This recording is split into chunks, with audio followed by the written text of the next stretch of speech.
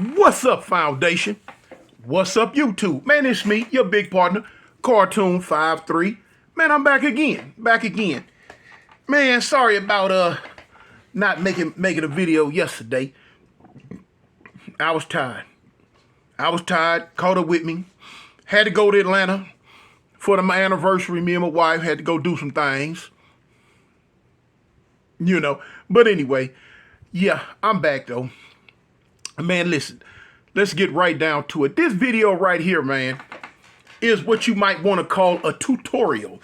A tutorial means it's a tutoring session, an explanation session on something, whatever the topic is. Now, this topic right here that I'm going to talk about today is something that a lot of people been asking me about, and they asked me about too. What was it like your first day in prison? Okay, so now I take that question with a grain of salt because a lot of times I ask them, I say, well, what do you mean? My first day in Alabama prison or my first day in California prison, or, period. So what I decided I'd do, I'm going to give a tutorial on a first day in prison, period.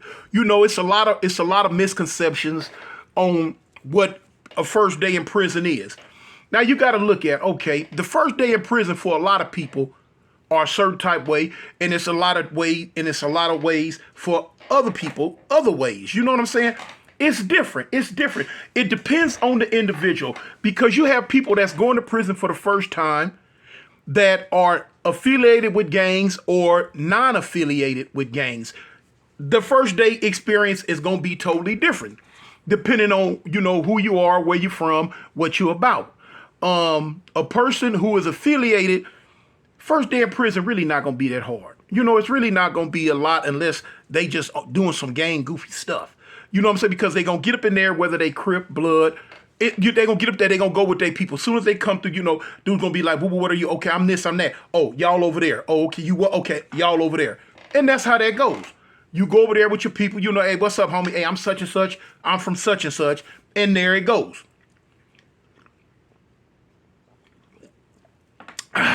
Oh, that's good stuff.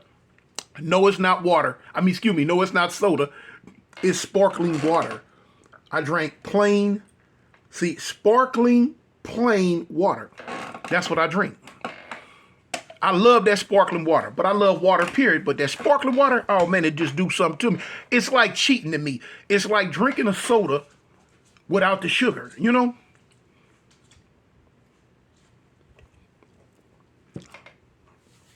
Anyway, a lot of people ask me in my comments, well, Toon, this thing about what do you do if somebody put a candy bar on or a honey bun on your bed? It never fails. Look at him. Y'all can see him. He back there. Look, he back there cutting up. Y'all see him? No sooner. He wasn't doing none of that. When I first got on the video, when I was sitting there looking at TV, he was just as quiet. No soon as I do a video, there you go. And look, he's so smart. He know I'm talking about him. He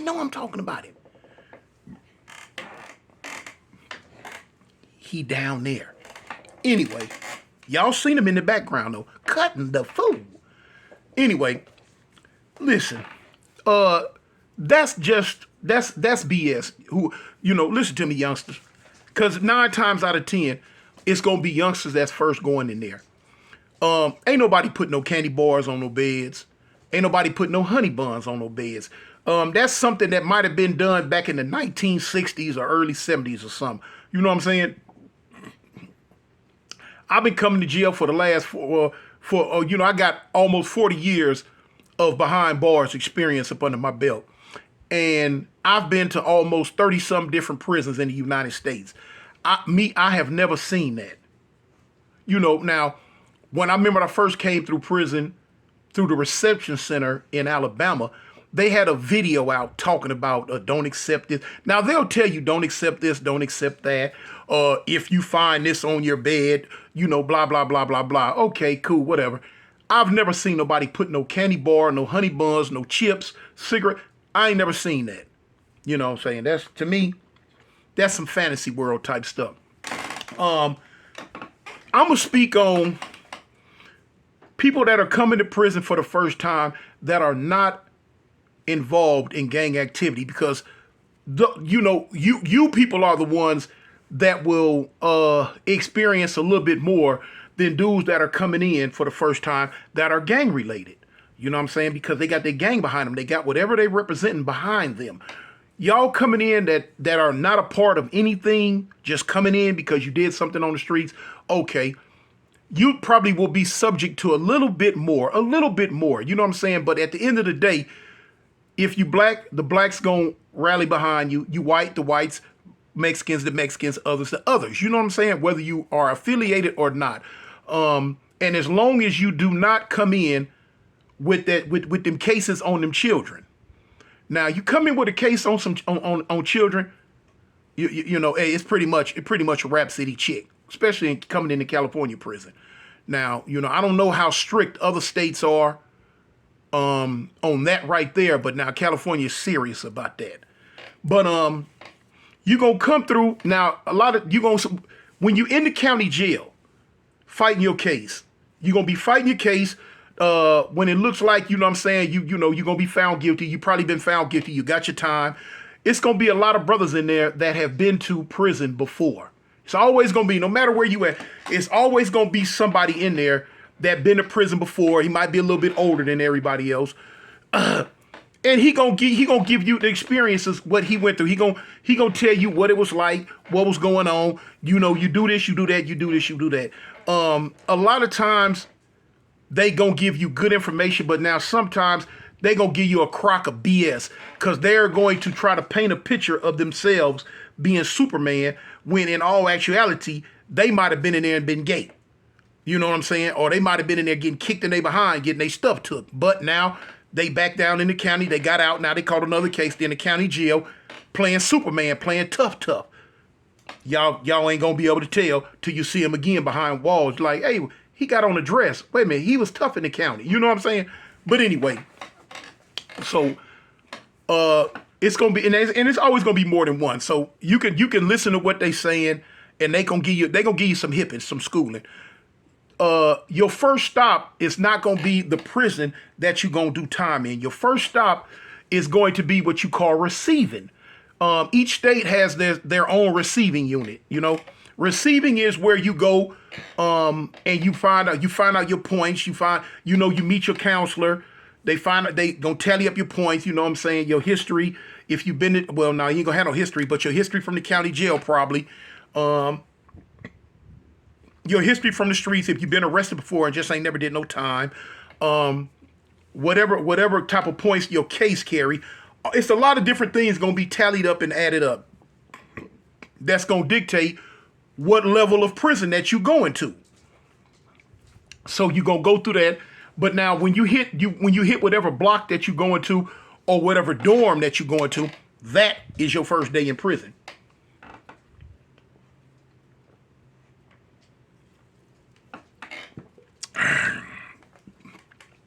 The only difference is most of the people that are in there with you are in transition to be shipped out to wherever they're going to do the majority of their time at. And then you're gonna be in there with a lot of people that are first timers too, versus going to your next prison where everybody been doing time. It's gonna be other people in there with you who don't know.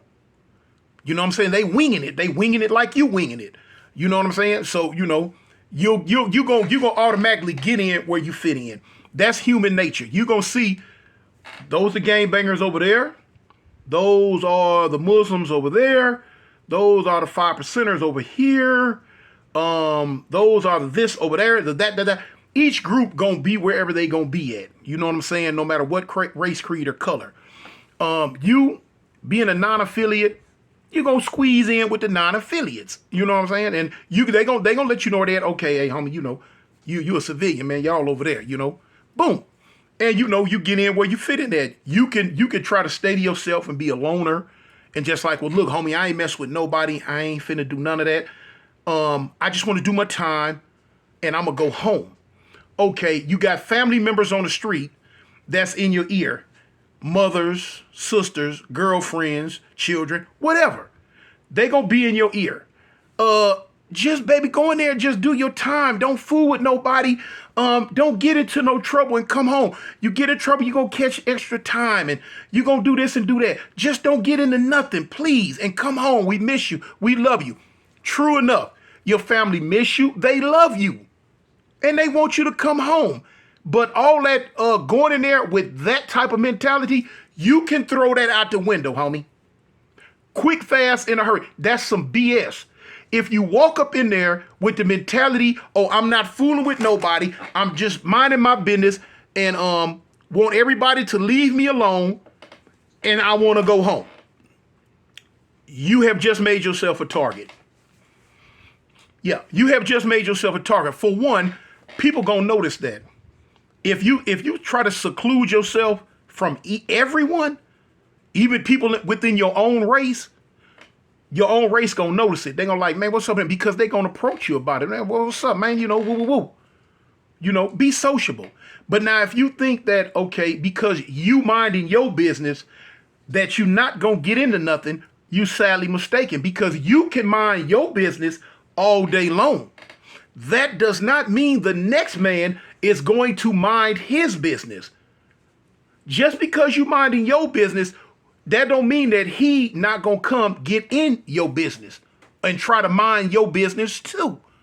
You got to be willing to confront that head on. You got to be willing to let people know, hey, look, homie, I ain't coming here for no drama, but now if you bring the drama to me, I'm going to entertain the drama.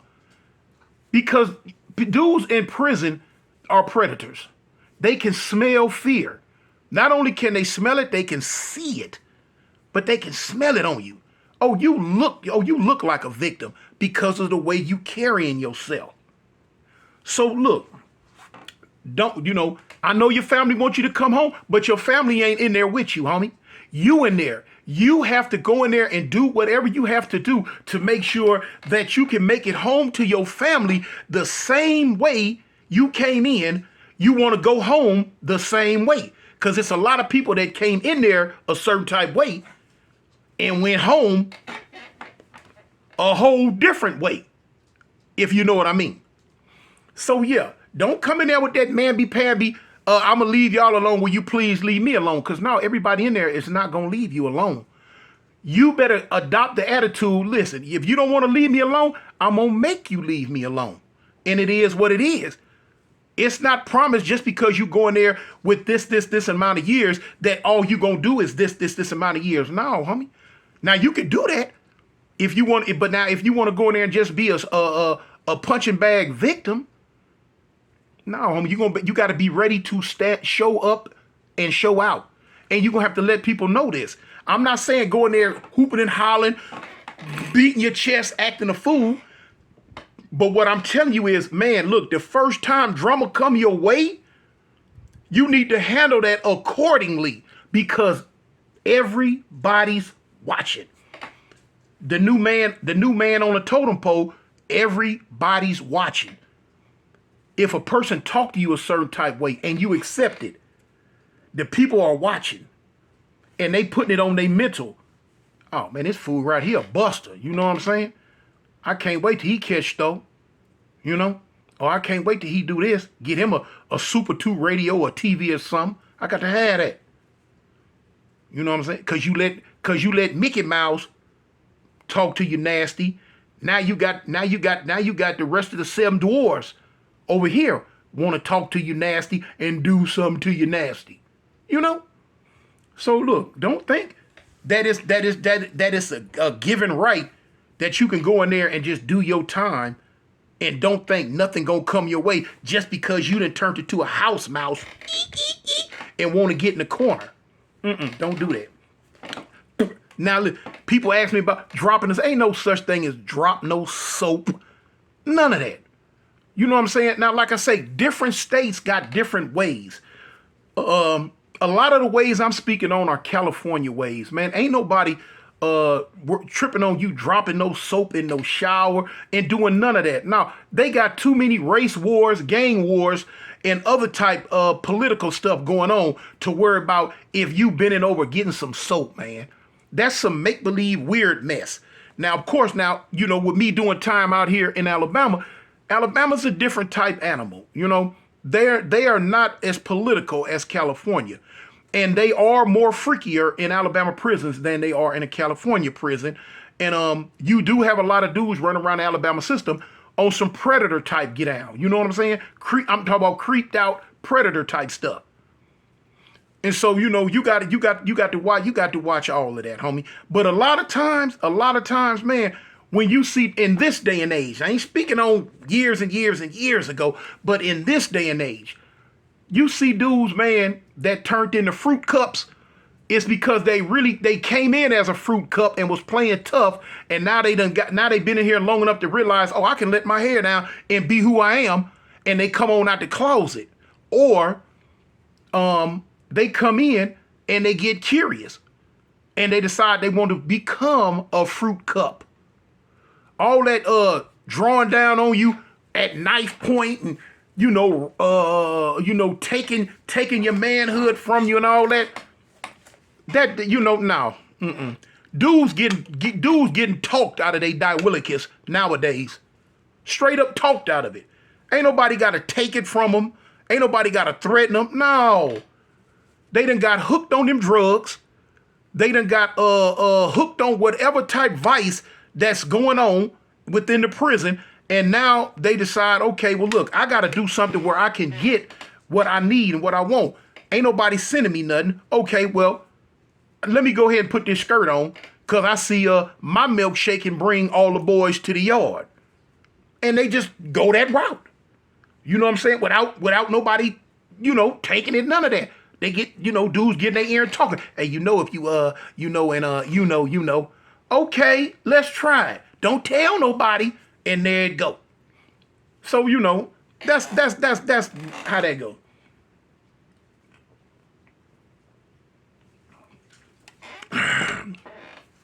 But you come in, man, and you be yourself. You come in, you be yourself, man. When you real, people sitting around looking, they gonna notice you real. Like I say, you ain't got to come in and be no gorilla monsoon to keep people up off of you. Just be yourself. You feel me? Be yourself, man. Be genuine. Cause you going there and trying to fake something and be fake, man. I'm telling you, people are going to see through it, like not even like stained glass, like see-through glass. Man, this fool right here, man, faking the funk, man. You know what I'm saying? We finna try this clown, cause they peeped you. They peeped you, man. And somebody gonna peep you when you fake. You be yourself. Be yourself. Be genuine. You feel what I'm saying? Don't let nobody run over you, but just be yourself.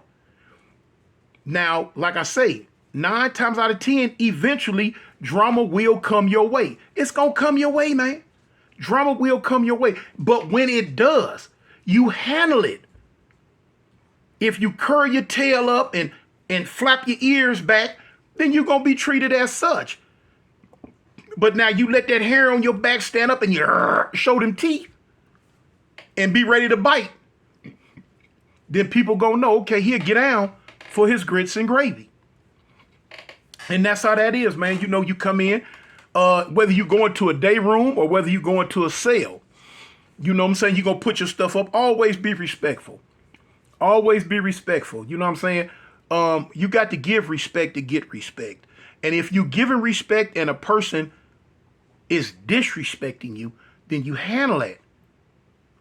Do not get caught up in it. Man, I want to go home. I don't want to get no trouble. I want to go home. That's where you made your first mistake at. That is where you made your first mistake at. A lot of times, man, I remember one time I was going to prison back in the day. And my baby mom was like, baby, please don't go in there and do nothing. Don't get in no trouble. I'm like, look, check this out. I got time to do. You out here on the streets. I'm the one in there with them animals. I'm finna go in here. I'm finna do what I got to do and go ahead and let it be known. I'm not that guy. You know what I'm saying? Because once you demonstrate once or twice, people get the message. They go like, okay, he gonna get down for his. You might as well leave him alone. And then they'll leave you alone. That's when you can go ahead and kick back, and do your time, man. And do your time. Sometimes you got to go ahead and get that demonstration out the way off the rip. You know?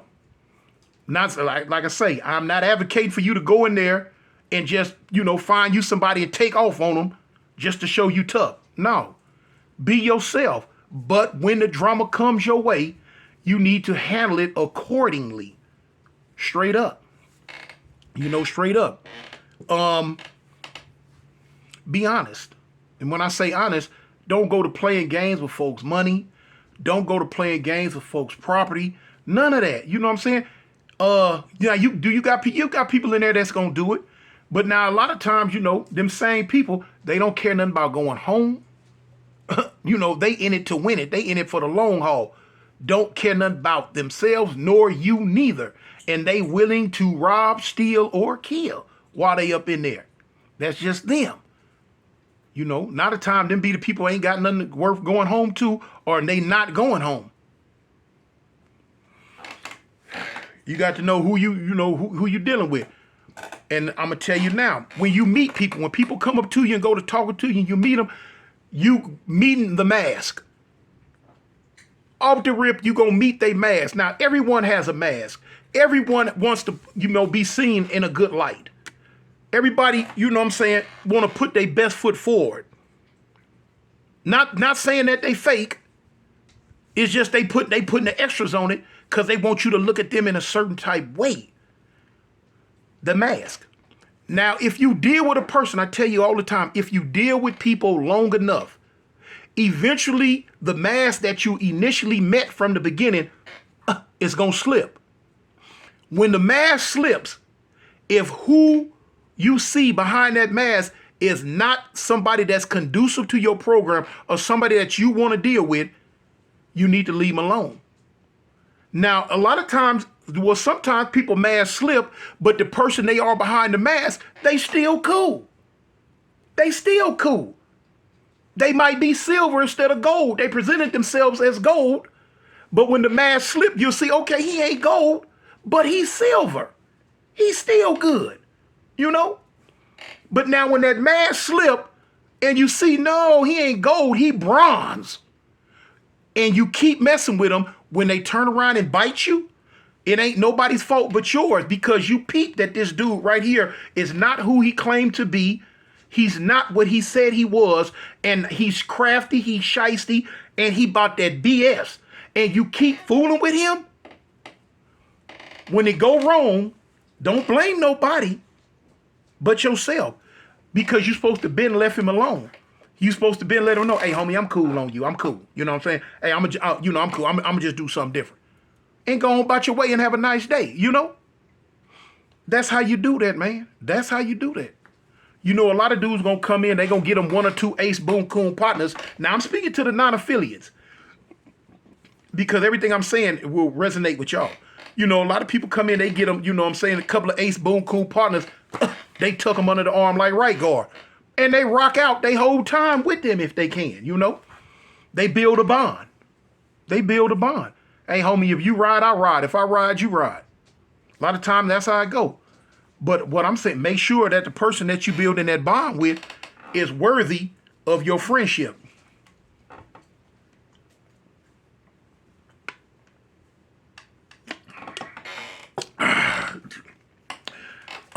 Me personally, I shouldn't have used the word friendship. I should have used the word partnership, because the word friend to me is above and beyond what a lot of people use the word friend for. I have one friend in my life, and that's my wife.